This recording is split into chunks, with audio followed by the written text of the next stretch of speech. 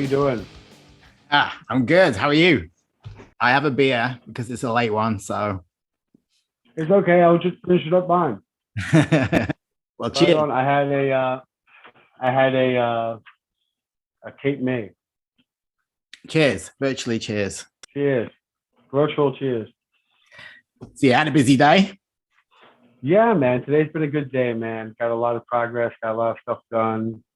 It's raining down here in Pennsylvania, so it's kind of a gloomy day, but that's a good day in Pennsylvania. You know what I mean? When it rains down here, that's a standard good day for us. So you've got this new album coming out. How are you feeling about this one? Oh, very excited, man. Very, very excited. This is the one I think we've been waiting for a while. We've kind of all been anticipating what this album would, what effect it would have on the metal community, let alone with us. So we've been really kind of like humbly open to like how people receive the album, more or less. It's been a big deal for us, finishing our fourth record, the final season. So we really, really are stoked beyond belief to be back out there, and it couldn't be at a better time with everything going on in the world. Yeah, for sure. And touching on that, obviously, this has kind of come together during this whole weird period that we've been going through. But I've heard the album, and I have to say straight away, it's phenomenal. Like, I love it.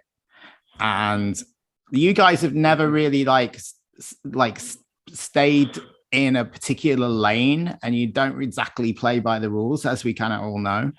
But this feels like you've kind of opened up a whole new chapter to your sound.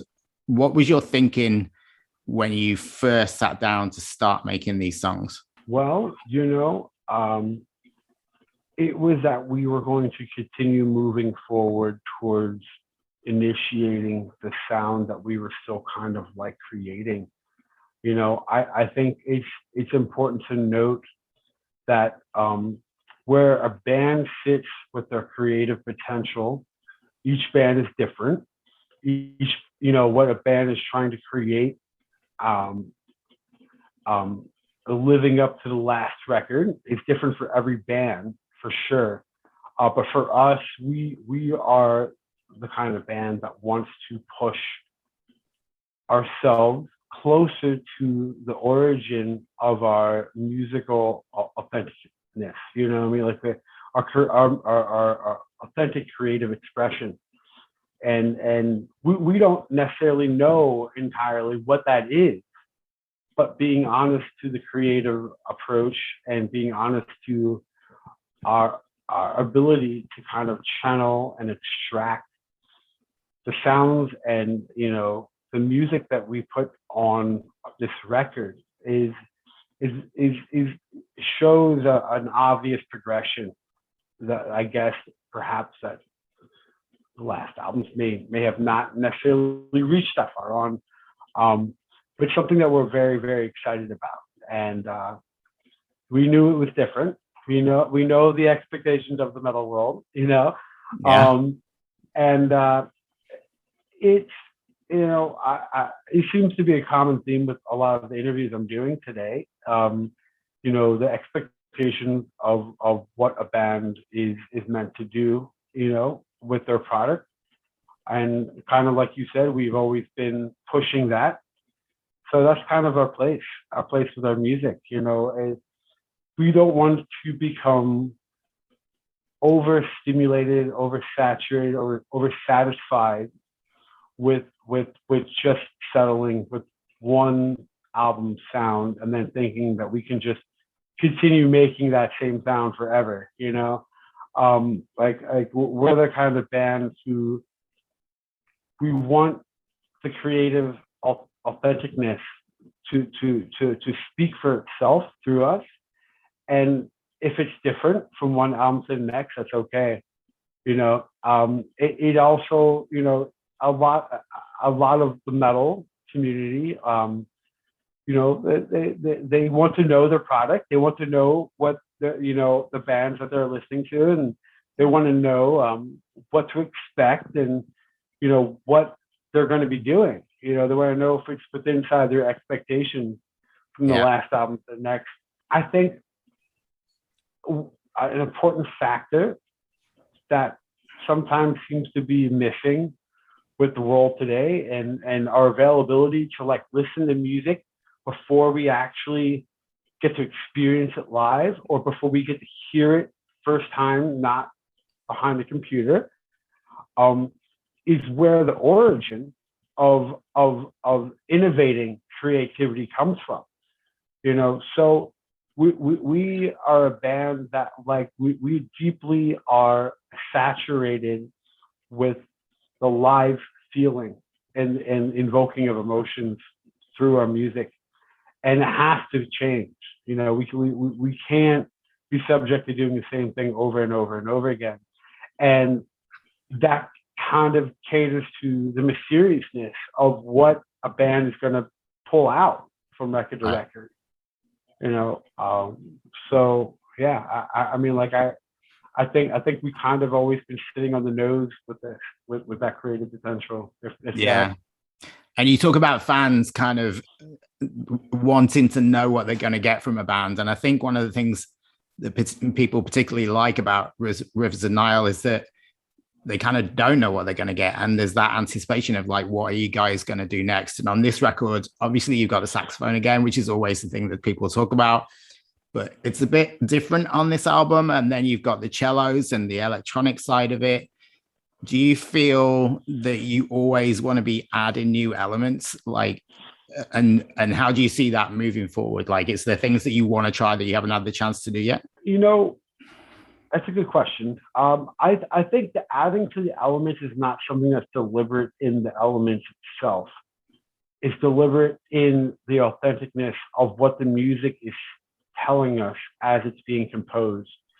Now, what I'm saying is, like, we know that like people love the saxophone on the last record. We know that there's certain elements on the last record that wasn't on the record before. And we have that in mind to kind of keep it relevant and kind of, incorporate it on our next record. But that isn't the sole determinate, characteristic that is moving our creative potential forward, if that makes sense. Yeah. There are all elements that kind of make it up. So we will use those elements, as needed to appropriate the kind of expression that we're making. We definitely as a band, I'm the vocalist. So like, I mean, in terms of speaking what is musically expected, maybe it's outside of my, my knowledge, because I'm not really the writer here, but I will say that we are vastly open to things that we have always connected through in our past, music that we've been brought up on that may not be the music that we are writing, and we're always trying to find a way that we can express the nature of our own emotion through those places that we have visited before, places that we have been in our past, and find a way to articulate the current state of events through a musical soundscape that holds the nostalgia of certain elements, certain instruments in place in an appropriate way. It's more about the appropriation of the emotion than it is about like, oh, we got to have this element, we got to have that instrument, we got to, it's like, it's kind of like following the pulse, and the pulse kind of tells you what may be needed from one song to the next. And maybe it's something that we didn't know, maybe it's something that we had no idea that we were going to do until we're there recording it, and the idea pops up fresh. Do you guys find like trying out these new ideas, and there's a lot of diversity to your sound, and especially on this album, you've got this track Maybe One Day, which is a beautiful, like, pretty mellow song before it goes into that last track, which is the last track is probably my favorite on the album. It's just blew me away, that song. but do certain members of the band kind of go, oh, is that like not metal enough? Or do you always kind of find yourself on the same page with that kind of thing? Well, we definitely don't think in terms of what's metal enough. Like that, like yeah, we know that already. No, yeah. And that's an essential component of us. So at the origin of what we write is coming from that place, because that's where we started. So in the writing process for me, like hearing everything that was being created and put on the shelf until it's recorded, I didn't have any uncertainty of what anyone would think about it. I wasn't unsure about anything particular, because I know that the direction that we're going in is a path that we're kind of like walking alone, but we also have to believe in it. And by believing in it, we understand that we're also forging an intimate relationship with our fans, because we kind of know what they expect, but with also being honest and true to ourselves, and true to our own creative potential. So it's an ebb and flow of the two. It's the capacity to write something with people in mind, but also staying honest to ourselves. And I guess to answer your question, the anticipation of this album being different than what a lot of metalheads perhaps maybe expected. You kind of nailed it right off the back from the beginning. We're definitely the kind of band that you don't know, you can't hold your expectations too close to the flame with us, because you're bound to get something different every time. And I think that's more interesting than knowing exactly what you're going to get every time. Yeah, for sure. Now, earlier on, you touched on the kind of the seasons theme, and this album is just called The Work, which is a very like short and to the point title. Can you talk a little bit about the title and its context to the album? Yeah, The Work resembles the livelihood and the art behind the efforts that we put in, not only for this record, but everything living up to it. And the work the term "the work," the title "the work" is kind of symbolic. It represents something that's true to what its contents are defining by. Like putting in time, grinding, doing what we have to do in order to get something done. But what happens is when you do something that you love, that feels like work, that is work, so passionately, it extends itself beyond the parameters of that title, and it has this other meaning to it. And life is very much associated with the concept of the work. Particularly for us in this band and everything we did up until this record, the process of initiation, the process of recording, playing shows, balancing our home life with the band life. It's all a part, components of what makes this theme live up to its name. Obviously, with your sound progressing so much over the, you guys have been together 12 years, I think now. If you meet somebody who doesn't know your band and they say, "Oh, play me a track, I want to hear something," is there something that like is your go-to song that you would play them to give them an idea of what your band is all about?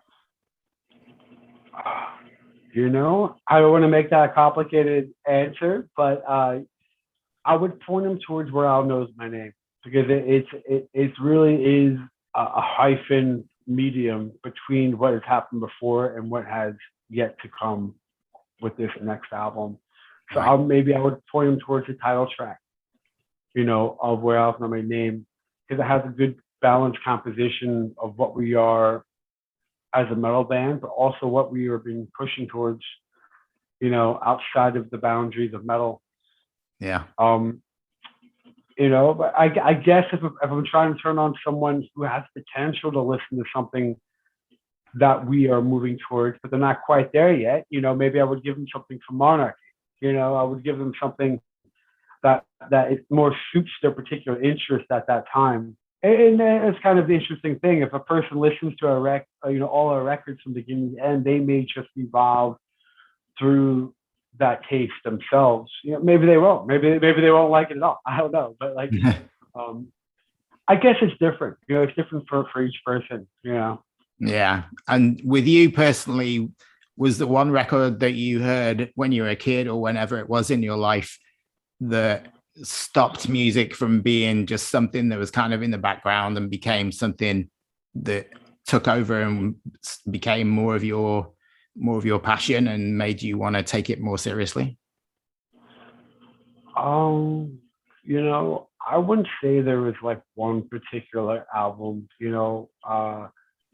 Things that inspire me as a vocalist is a mesh between real life and music. A lot of the music I grew up on was like new metal. I listened to a lot of Limp Bizkit. Right. I listened to a lot of Korn, Mudvayne. All those earlier bands from the 90s that I was really just like into. That was just the first step into the metal world that I kind of had. And as I progressed as an individual, not really knowing particularly what sound I wanted to listen to, but just allowing the willingness of my capacity to appreciate that kind of music, knowing that it's new, to kind of fit into place from each album that's being introduced to me from each time period of my life. I would say it's a composition of things, like life situations, music as a whole. There is a lot of music. Pink Floyd, I can say right off the bat, which is not metal at all, but Pink Floyd had a lot of influence on us, and not just musically and sonically, but in terms of like really enveloping the feeling of music and knowing the importance of listening to music that passes the threshold of just articulating how, the critiquing how it sounds or how it fits into a category. With music like that, you kind of surpass that, and it becomes more about like just feeling it and initiating it, and how it means to you on an individual level when your emotions are now listening to the music, and it's no longer, the individual on the surface of their identity complex and how they categorize things, like listening to it. We try to do that. We try to create music that really touches people in a way, if that makes sense. Yeah. But is also true in spirit, it's alive and, fierce, I guess. Yeah, because I can see it, obviously you guys sound a lot different to Pink Floyd, but I can definitely see there's things that you have in common. There's the surprising elements that you drop into your sound. There's the experimentation. There's the drive to kind of keep pushing things forward and to try new things and make music that you personally haven't heard before. And I can see, I think there's a lot of things that you guys would have in common with that band. So I can see that. Thank you, yeah. Looking back over your life, what do you think is the album that you've listened to more than any other album? Well, I would have to say it's in terms of the music that we created. No, anything. What album have you just listened to more than anything else? Oh, wow. Well, I'm a kind of person who goes through phases, and no album sits for me too long because I'm constantly passing through things that needs a specific sound to mend with. So in the past year, I've been really into a certain form of electronic music that I don't even know necessarily how to to throw into a genre. Maybe you would know what genre they're in. I try to listen to music without identifying it, because it kind of keeps me closer to what it's trying to say without throwing it in a category. Right. Purdy Bader, they had an album that came out recently. Forgive me, I don't remember the name of it. But that album really, really hit it home, and I found myself listening to it over and over and over again. There's another group called Slow-Mo, and it's another electronic group. They have an album, I think, that's called The End. that album in the past year and a half really, really touched me. And I can't even put into words why it did what it did, other than there's like there's this musical character expressing itself through the soundscape of that particular album, and each track delivers it so well and so honestly without any lyrics. And that is something that has really impacted me on a deeper level musically. I don't know if that's something that anyone could hear or transcend into the music that we create, because I don't see how that would happen, because there's not really any lyrics or anything on those albums. But as an individual, they have deeply inspired me and kind of like pushed me in a more feeling based position.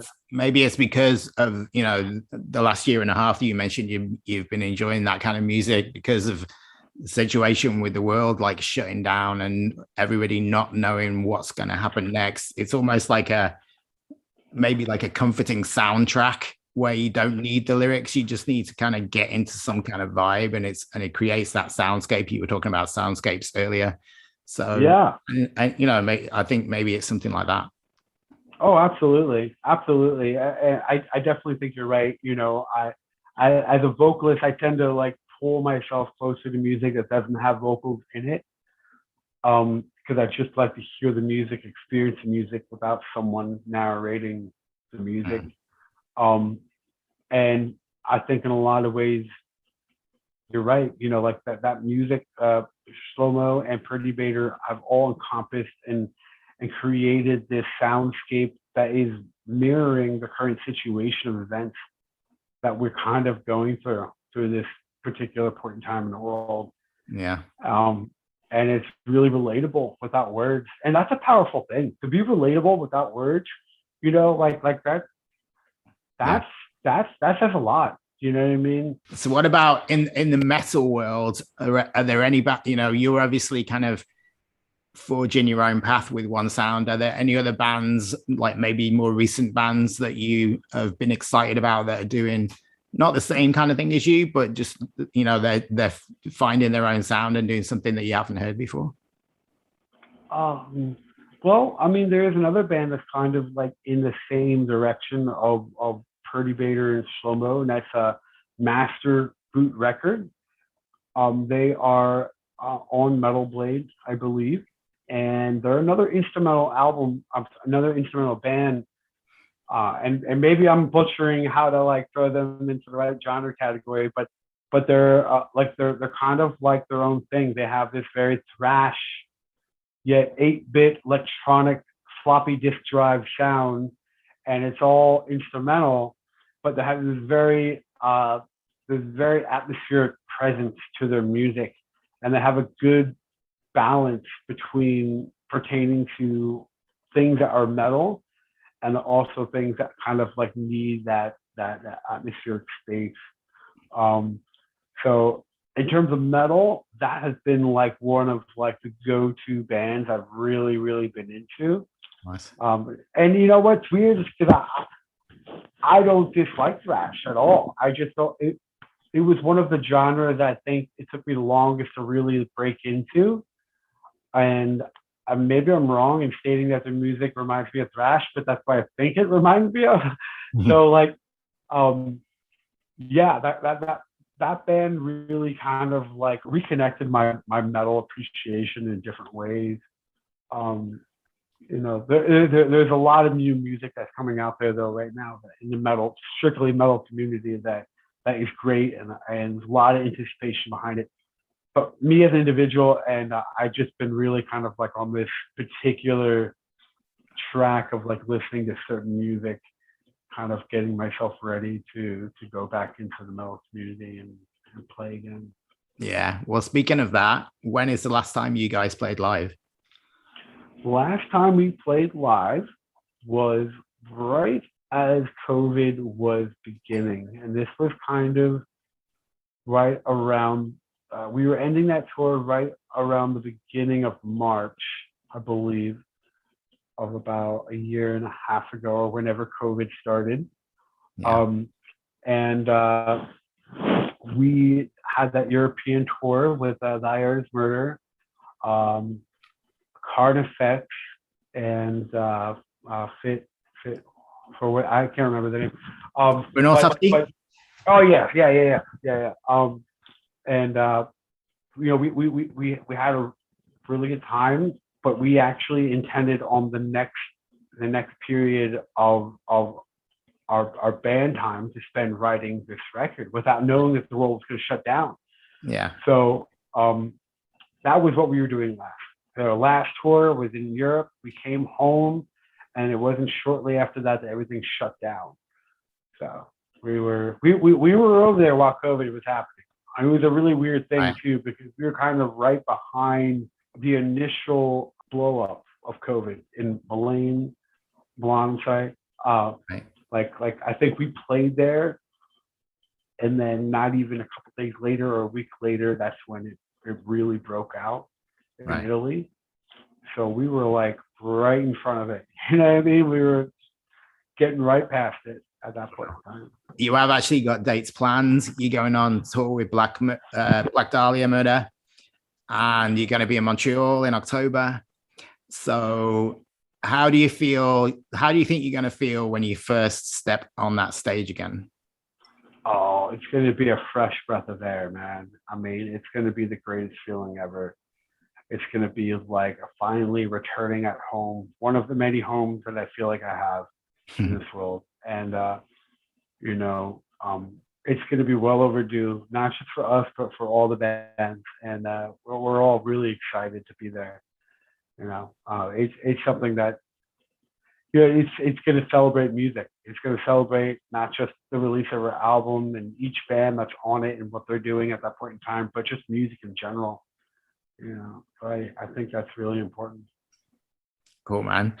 Well, we look forward to seeing you in Montreal. I think you're playing October the 7th at Club Soda, which is a great club, like always a good vibe in that place. So, and like you say, not just the bands, but all the fans are waiting for these kind of shows, especially with such a good lineup.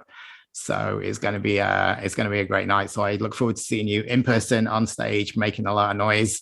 And congratulations on the album. It is truly epic. It's going to be one of my albums of the year, I think. So I look forward to hearing these songs in a live environment. And thanks very much for spending some time with me. Absolutely. Anytime. Thank you so much for having me. And I look forward to talking to you in the future and doing this again.